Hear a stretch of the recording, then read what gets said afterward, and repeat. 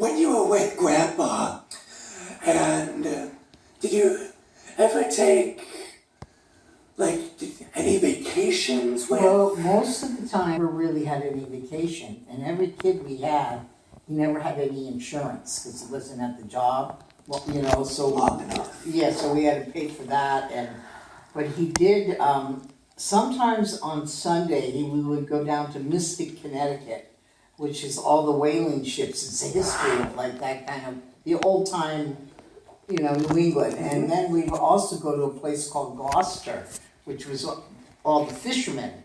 And they have a big plaque that has hundreds of people that were killed on the fishing over there. We do day trips, so we go up and we see different things around there. But as far as the vacation, the only vacation I ever had is my brother was getting married in California. And I was pregnant for Kelly, and I had Tom. Tom was about a year and a half or something.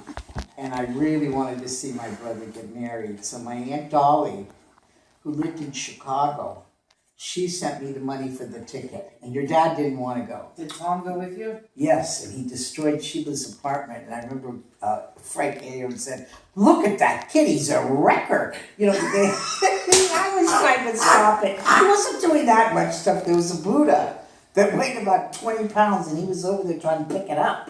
You know, it was huge.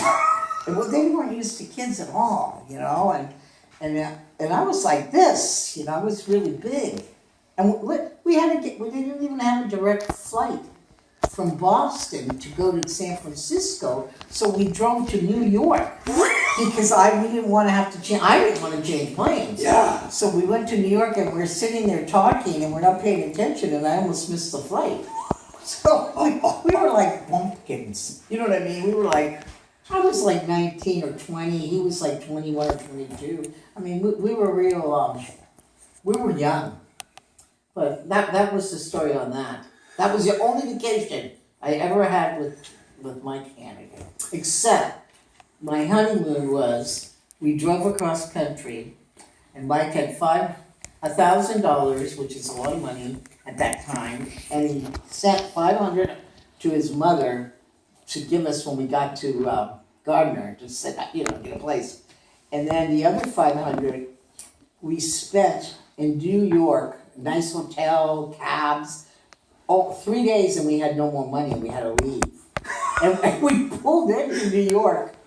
We had a 55 Pontiac car, and it had everything in it that I owned. You know, the books, shelves, just packed, you know.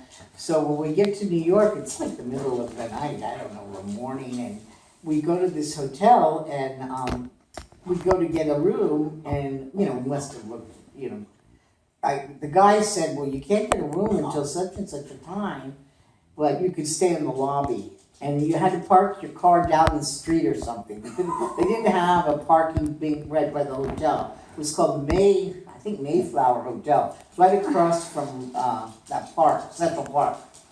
But we did have a wonderful time in New York because we went to the UN, we went to the Statue of Liberty, we went to see the Rockettes at Radio City. Really?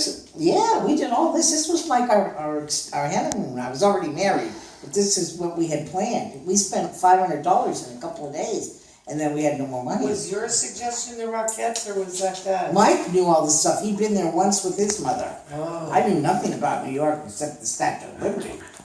You know? No, Mike, we planned to do this, you know?